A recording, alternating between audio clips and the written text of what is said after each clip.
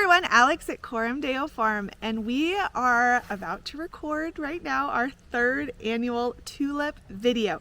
We go on vacation Labor Day weekend. It's one of the reasons we take some time off on the farm to get a break from the heat, to take the kids on a vacation, and we have traditionally filmed our tulip video on that trip, and so we're doing it again. This is our third one, which means we're going into our fourth year flower farming, but our third year with tulips, because our first year on our farm we just sold in the summer. I think that is a wise thing to do when you're a first year, because spring flowers are more expensive, they're harder to grow, they're more expensive to sell, and so you really need a solid customer base going into spring sales, we believe, and it helps lower and mitigate the risk a bit when it comes to spring flowers. So we started with summer for first year, but then in year two we did our first tulips.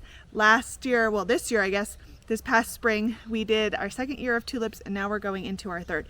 And we have learned a lot. We've made some big adjustments. I think if I would go back and watch that first video, a lot of the principles I would still agree with on how we grow have remained the same, but how we purchase and what we purchase, what we grow has changed. And that's because, one, every year we should all be getting better as flower farmers. You should get better at learning how to grow things with a higher standard and quality expectation. You should also be learning your particular microclimate on your farm better each year as you gain experience. And then lastly, and almost the most important, as you get more years under your belt, you should be learning your customers and growing what your customers want in combination with what is the most profitable and efficient for you to grow. You're looking to fuse those two things of what are your customers asking for, what are they willing to spend that local flower money on, and then what's reasonable for you to pull a profit from. And that's definitely grown for us as we go into year four. So in this video, I want to go over just a quick overview of what we've done in the past, and then share with you all of the varieties that we're growing this year. I keep saying this year, but it's tricky when you're like in September, but these flowers are for next March. But what we will be planting this year to sell next year in year four. We launched, if you saw this video, we launched a Patreon account, and over on Patreon, after I finish recording this, I'm going to be recording a tulip Patreon video where I'm going to go into much more specific detail about the cost of all of these bulbs, exactly what we paid this year versus what we've paid in the past, and show you how those differences in decisions have really affected how much money we're spending and increasing our profitability. And I'm also going to go over Patreon submitted questions. I think we have like 13 or 14 that were submitted from our Patreon members, and I'm going to go through and answer every single question we got, going into a lot of detail about how we grow them, how we harvest, what stage, how we store them, what we sell them for, what varieties I would recommend for new growers, all of those sorts of things. So if you're interested in that, I'll put the link in the description. But in this video, I love when Eric puts all the pretty pictures of all the beautiful tulip varieties up on the screen, and just get to be excited about spring while we're still sweating here in September and August in Oklahoma. So our first year with tulips, really quickly, we bought, I want to say, I think we did about 2,500, maybe 2,800 tulips. A big chunk of them was a very cheap mix from Holland bulbs, and so it wasn't specialty tulips. They weren't top size quality. They were a much smaller bulb. The mix ended up being like a lot of reds, which tends to happen. Usually reds and yellows are dominant when you buy mixes from those cheaper sites. And then we had about 1,000 where we spent more money at wholesale retailers. I think I did a Color Blends in Leo Burby is where we bought from, and I did a mix of like Darwins and then lots of Parrots is what we did our first year with tulips. We sold every single stem we could harvest that year.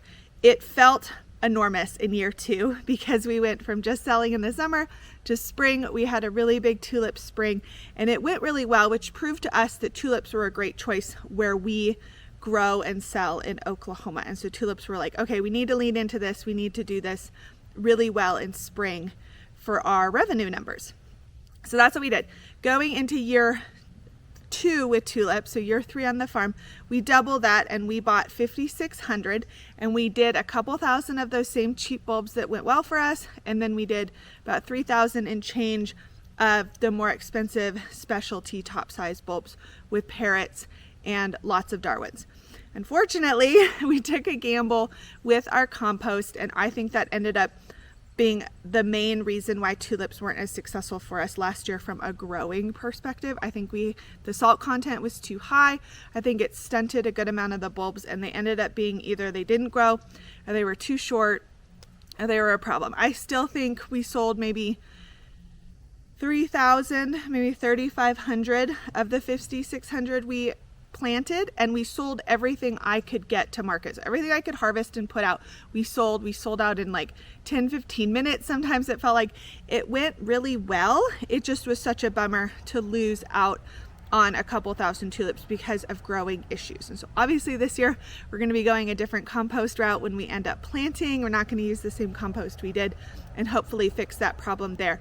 But going into this year, so year 3 with tulips, because we saw how much it took to manage the like 3,500 that we were able to harvest and sell, we decided to not increase that amount and go with the same amount, with the assumption that we wouldn't have as much loss. So it's almost like we did 2,000 and then we did 3,500, and then this year we're going to do 5,600 and hope for 5,600 tulips. I mean, you have to account for loss, so we're probably looking at more in the 4,000s, maybe 5,000 would be great. So we have 5,600 that we ordered. One big difference that we made this year that we haven't in the past is we did a cost analysis across multiple wholesalers at the amount or bulk amount of each variety that you grow, what the cost would be. And we realized very clearly that by going with Ownings as the wholesaler and buying in crate size, which I believe starts at 600 as the minimum for crate size, that's where you really start to see the wholesale savings when you buy in bulk. And so we did a cost breakdown, and I'll go over these exact numbers over on Patreon, but we did a cost breakdown, and we are buying the same amount of bulbs this year, and we are saving a lot of money going with crates. And that's just going right into our profitability and not eating into our costs for making tulips profitable. And for a lot of people, they struggle to make tulips profitable. You think you can do very simplistic math and say like, well, I just bought the bulb for this and I'm selling it for this, and so I just get to pocket the difference. And that's not the reality with tulips. There's a lot of other like compost and labor and all these other things that kind of like eat into your profit. And so getting the absolute cheapest bulb cost you can is really, really important.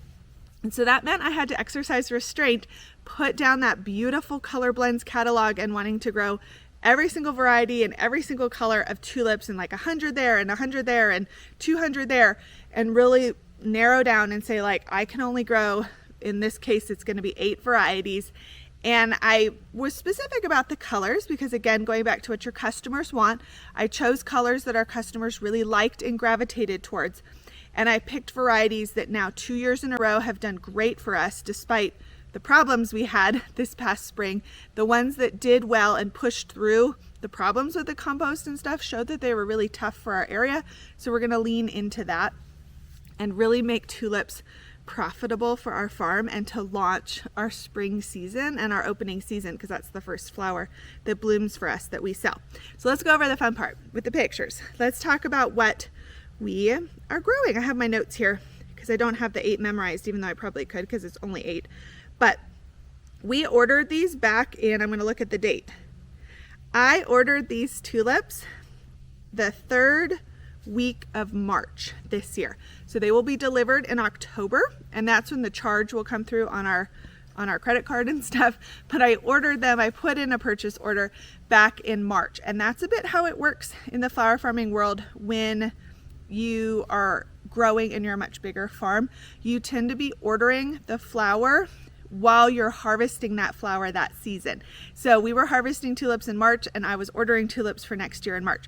When I was harvesting ranunculus in April, I was ordering our ranunculus for next April. And I know that's kind of tricky and it seems a little stressful, and it kind of is because you're having to commit to next year while you haven't even finished that year's crop and growing. But things are just getting earlier now, and Holland has had a mess with their weather, and so some of their Their ordering has been more challenging. They've had more shortages and stuff. And so the wholesalers are trying to like get these orders in faster, and you can fight it or you can just lean into it and say like, I'm just gonna have to commit. And that's what we did. So let's talk about what we're ordering. And these are all from Onings. Again, I can put that link in the description. Onings is a Dutch wholesaler. You have to request a catalog from them because they're always updating live what their inventory and prices are. So it's not just like a static thing always on their website. You have to request their catalog. They send it to you through email, and then you can see everything's available or what has sold out and sizes and prices and stuff. So the platform isn't as maybe retail simple like a color blends where you just can add to cart and check out at any time. You have to interact with them a bit more through email, but we've had great experience with Onings. We got our peonies from them. We've got ranunculus and anemones from them.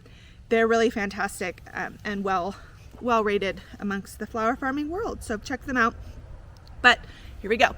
The biggest order of a single variety is this first one, and it's called Big Pride Mix, and it is a combination of like bubblegum pink, Barbie pink, and lavender tulips. Our customers really love the pinks and the purples. That's what they gravitated for. That's what they've asked for, and those are just so easy to arrange with.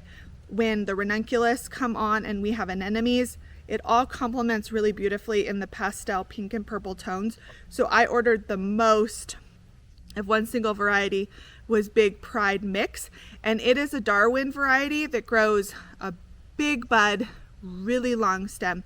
So I'm excited about those, but because it's a mix, it's almost like I'm cheating a little bit because I ordered one variety in that crate size, but I am getting 3 different colors in that mix. So it's almost kind of a way to cheat a little bit of getting more variety, but you're still getting that crate bulb price that I talked about of being smart.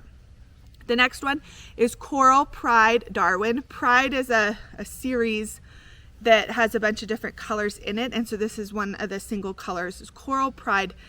This is where it's interesting when you go to Google Image, sometimes depending on the lighting and there's just variation within flowers, you can get a pictures that look very different. And so Coral Pride is kind of like this. I've seen some where it's very pastel and pale, and I've seen some where it's much more bold and saturated in its color. So I'll be curious what it turns out being for us, but it's a little bit of a two-tone, and it's in the yellow and coral family, which will go nicely with the pinks and purples. So I'm excited about that. The next one is Design Impression, which is also a Darwin. I'm looking at my pictures here because I don't have the colors memorized. Design Impression is a pink, but it has like some feathering to it, so it's not a completely solid pink color. There's a little bit of a ombre to it where it's like a two-toned pink. So there's Design Impression. And then we have Menton. Menton is a corally pink. It is a later blooming variety, and so I didn't mention this, but tulips come in early, mid, and late. And this is where it's important to know your climate and area and how much those really matter. We find in Oklahoma, because we get warm so quickly and things just blast off so fast, early, mid, and late are maybe a matter of a week apart if we're lucky. We're not talking about like 2 weeks of early and then 2 weeks of mid and then 2 weeks of late. So we have a 5 to 6 week tulip season. That is not what happened. We are like, if we're lucky, 3 weeks for early, mid, and late, all to be bloomed out. So Menton, being a late variety, will probably be like day 16 or 17 from our first bloom of tulips in the season. And so we only get a slight stagger. And so I don't spend a ton of time having this perfectly balanced early, mid, and late purchase because I just don't see it borne out in our climate in really spreading things out. Really what spreads things out is having a cooler and organizing them properly in the cooler to spread out and extend our sales that way than from planting the different varieties. But Menton is technically on the later end. Next one is Pink Impression. Pink Impression is like the most pinky Barbie Easter egg pink with the biggest bud. I loved Pink Impression. We've grown it twice in a row now. It does beautifully, crazy long stems, almost longer than I need, to the point where I don't want to pull the whole bowl because I don't need like a 20-inch stem. I have to cut it down to size for the wrap. It grows so tall, but it's better to have a problem with a longer stem than a shorter stem with tulips. Next one is Queen of Night. Queen of Night is like it's not technically black, but it's like a deep, deep, deep purple color. It's a later variety, so this should bloom around the time Menton blooms a bit. And so that dark purple with the Barbie pink, the coral pink really is striking. And not many people see dark tulips like that. So it's a little bit of like a, ooh, what's that? That's different and unique. And it did well. It didn't do fantastic for us, but it was so popular in the stand because of its uniqueness. I want to grow it again in a slightly larger quantity because I think people will really get a kick out of it. And the dark looked really beautiful with our anemones and ranunculus that overlaps towards the end of tulip season. We start getting our early ranunculus blooms, and so our bouquets start to be a mix, and the Queen of Night worked really, really well in that situation. If you've noticed, everything I've said so far are single tulips. We prefer to grow single tulips. I will go over that in detail over on Patreon of why we choose these specific varieties and we don't grow a ton of doubles and parrots and I always say frills and dills, but whatever the fringe tulips are, we don't grow those. But we are growing one double tulip this year, and the one we chose is the Icon double. It is an orange double. I'm a little nervous because for the reasons we'll talk about in our other video, I don't love to grow doubles, but they are unique. They are special. Eric's favorite color is orange, and he saw this one and really liked it. So we put in a crate size order of this one at the minimum crate amount, and it's going to be great. I think it's going to be fun to see and exciting. And then the last one is World Peace. It's another Darwin, and it's a yellow and an orange. And because Icon is orange, we have this yellow and orange, and then we have lots of pinks and purples. All of those colors really go well together. The thing that can be a problem is like when you're picking out a flower individually because you're like, I like that in isolation, and you don't look at it in the group. When things start to bloom, it can become tricky to put complementing mixed recipes together, because typically in retail you're selling a mixed bouquet rather than a straight bunch like maybe you would to a florist, you know, wanting 10 stems of a pink tulip. You want to make sure that you have a nice mix of things that you can easily mix and match all of them together in all combos at all times to really increase your efficiency. So I put together a little collage of all 8 varieties. We'll put it here on the screen so you can see them all together. And I believe that I could take 2 or 3 colors from any of the 8 and they would all complement each other nicely in a bouquet. And that just means I'm going to be able to be making like 45-second, 60-second would be my goal of how long it takes me to make each bouquet next year to be really efficient and increase that profitability. So 8 varieties, 5,600 bulbs. I'm really excited. I get nervous because tulips are tricky. They can be tricky, and we've had a banger year. We've had like a middle year. And so I feel really motivated and, you know, to want to really knock it out of the park next year because our customers love our tulips. It sets us apart, and it's a really great launch to our season. And so I want to do it well. But thank you for watching. Again, if you want way more details about the cost breakdown, why we picked these varieties, what I think about doubles and parrots, and then our whole growing, harvesting, and storage process, that video will be over on Patreon, and the link is in the description. But thank you guys for watching, and I can't believe we're already talking about tulips in September. It's almost fall. Bye, guys.